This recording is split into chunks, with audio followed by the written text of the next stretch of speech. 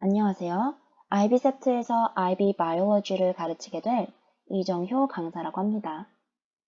오늘은 가장 많은 사람들이 헷갈려하는 진, DNA, 크로마틴 그리고 크로모솜의 관계에 대해서 한번 살펴보도록 해볼게요. 자, 우선은 진, DNA, 크로마틴 이 세 가지의 관계를 한번 살펴보겠습니다. 우선 공통점을 한번 볼까요? 진, DNA, 크로마틴 이 세 가지 다 genetic information을 가지고 있는 애들이라는 점에서 공통점이 있습니다. 크로모솜도 마찬가지이고요. 자, 그런데 제가 여기에 이 순서대로 나열된 게 해놨어요. 이 순서를 기준을 저는 무게로 잡았습니다. 무게를 기준으로 크로마틴이 제일 크고 DNA가 두 번째, 그리고 진이 가장 작은 크기를 가지고 있어요. 자, 왜 그러냐면 DNA를 기준으로 봤을 때 그렇습니다. DNA라는 것은 우선 genetic information을 가진 macromolecule이라고 말할 수 있어요. 여기에서 macromolecule이 뭔가요? 한다면 macro는 large를 뜻해요. 자, molecule은 어떻죠? 여러 가지 substance가 혹은 atoms가 붙어 있는 상태입니다. covalent bonding으로. 그래서 그러면 DNA는 어떤 모lecule들이 이렇게 많이 붙어 있는 건가요? 그런 것을 우리가 basic unit이라고 불러요. 여기에 이 그림에 이 부분을 뉴클리오타이드라고 하는데 뉴클리오타이드가 무려 30억 개, 영어로 말하자면 3 billion 뉴클리오타이드가 저희 몸에 사람의 DNA를 구성하고 있습니다. 정말 크죠? 자, 그러면 뉴클리오타이드를 간단하게 그려볼게요. 디옥시라이보즈가 있고요. 나이트로지너스 베이스가 붙어 있고, 그리고 다섯 번째 탄소에는 포스페이트가 이렇게 붙어 있습니다. 나이트로지너스 베이스에는 네 가지 종류가 있어요. 구아닌, 사이토신, 아데닌, 그리고 사이민. 그리고 아시다시피 DNA는 더블 헬리컬 스트럭처입니다.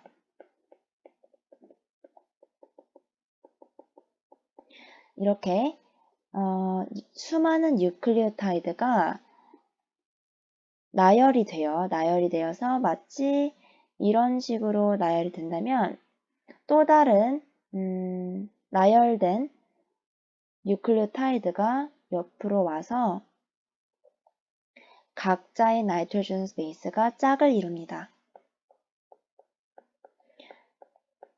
짝을 이루는 것도 패턴이 있는데요. 아데닌은 사이민과 짝을 이루고 사이토신은 구아닌과 항상 짝을 이룹니다. 자, 그 다음 두 번째 특징은 이 짝을 이룰 때 하이드로젠 번딩으로 짝을 이루게 됩니다. 오케이. 여기까지는 알 것 같아요. DNA 스트럭처는 알 것 같아요. 그런데 이 DNA가 어떻게 genetic information을 갖추고 있다는 거죠? 라는 질문에는 자, DNA는 지금 구아닌, 사이토신, 아데닌, 그리고 사이민이라는 나이트로지너스 베이스가 있는데 이 나이트로지너스 베이스의 순서를 읽어서 얘네가 어떤 의미를 가지고 있는지를 보는 거예요. 자, 그게 무슨 뜻이냐면 이게 마치 알파벳과 같고 알파벳으로 만든 문장과도 같아요.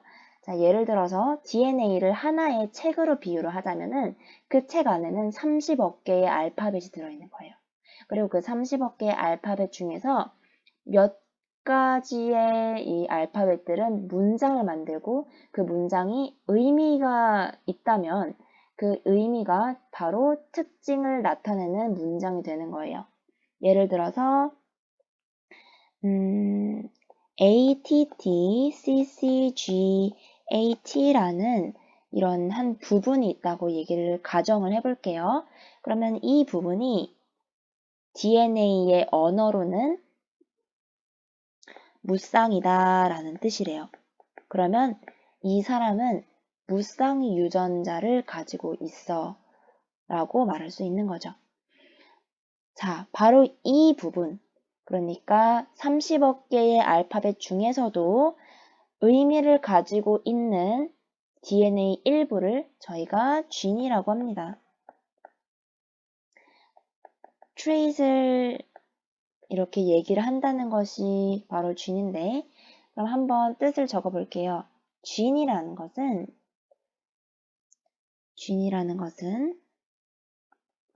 a particular section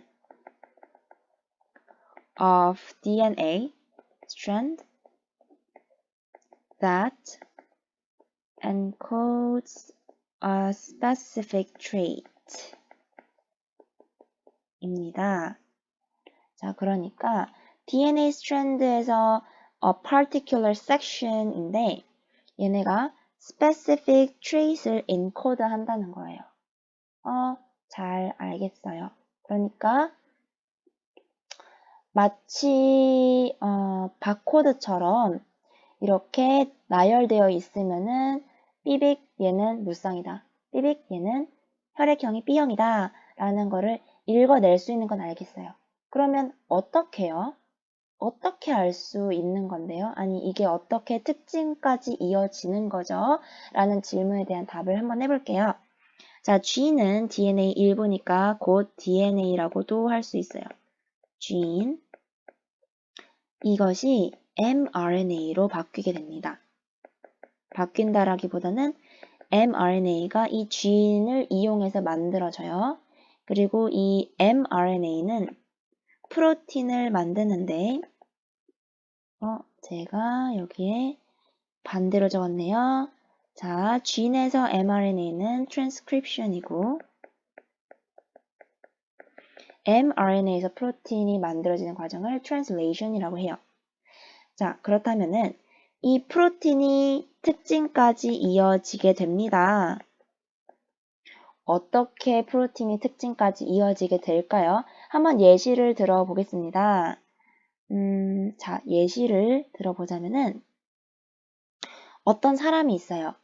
어떤 사람의 어떤 특정한 쥐이 있는데 그 쥐는 특정한 mRNA를 만들고 그 mRNA는 특정한 프로틴을 만듭니다.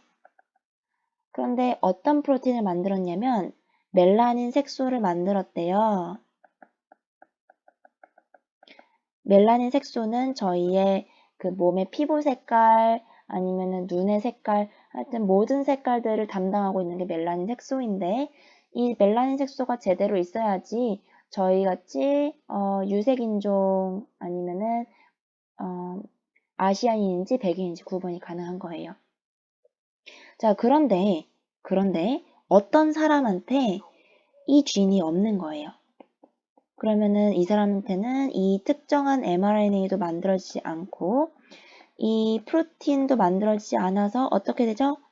이 멜라닌, 그 사람한테는 멜라닌 색소가 만들어지지 않게 됩니다. 그럼 이 사람의 신체적 특징은 백색증이라는 병에 걸리게 돼요. 알비노라고도 불리는 백색증에 걸리게 돼서 모든 털이 하얀색이고 색소가 없으니까요. 뱀 같은 경우에는 눈도 빨간색이 됩니다. 자, 그래서 이 예시를 보면은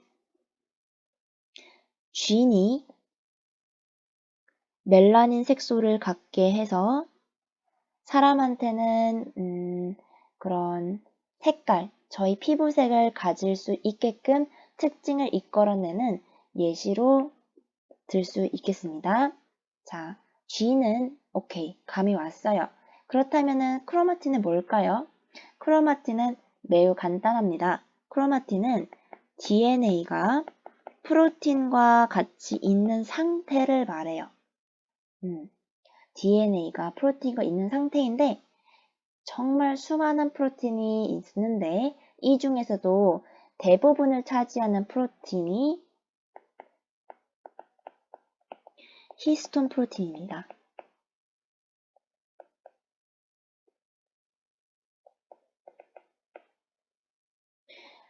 여기에서도 단위가 들어가게 되어 히스톤이 8개의 히스톤에 DNA가 2바퀴 반을 감게 되는데 그 감아져 있는 상태를 뉴클리오섬이라고 부르는 거예요. 우리는 이 과정을 DNA가 coiled 됐다고 합니다. coiled DNA. 그렇다면 왜 coiled 되어야 되나요?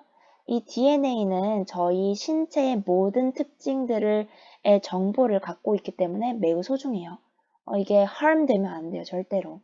그래서 이 DNA가 마치 실 같다는 표현을 써요.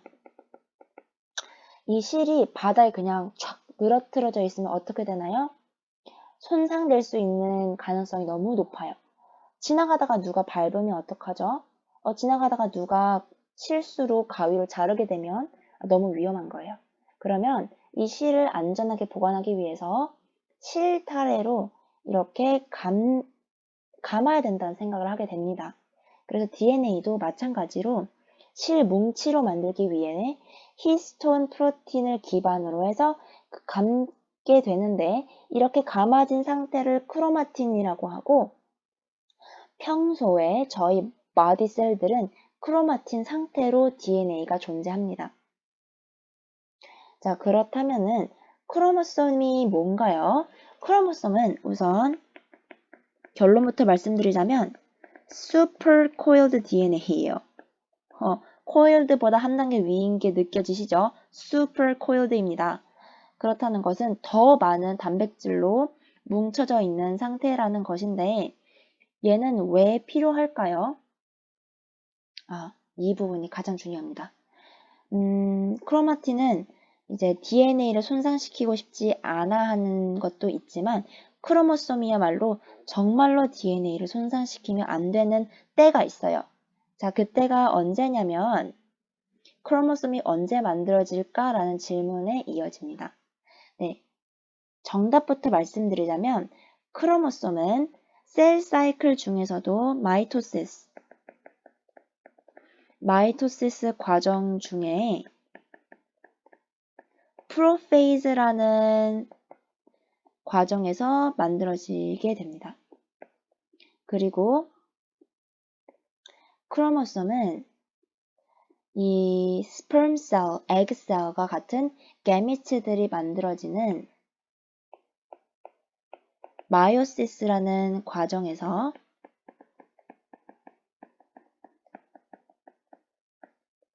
마이오시스 1과 2의 프로페이즈에서 만들어져요. 오케이. 언제 만들어지는지는 알게 되었어요. 이때 세포가 분열되는 과정입니다. 둘 다.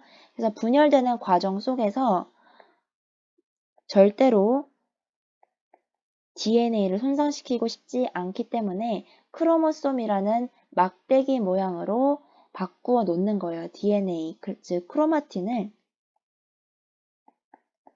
그렇게 바꾸어 놓는 겁니다. 지금 제가 그리고 있는 것은 마이오시스와 마이토시스가 어떻게 세포 분열이 되는지에 대해서 간단하게 그려보았어요. 이 부분은 나중에 마이토시스과 마이오시스라는 파트에서 조금 더 자세히 얘기를 해볼 예정입니다. 자, 그래서 크로모솜은 언제 만들어지는지까지 알게 되었습니다. 네, 오늘은 아쉽지만 여기까지 얘기를 해볼 거고요. 다음 시간에 저희가 기회가 닿는다면 왜 크로모솜이 이렇게 페어를 이루고 있는지, 그럼 왜 레플리케이션이 일어나야 되는지 한번 얘기를 나눠보면 좋겠습니다. 네, 수고하셨고요.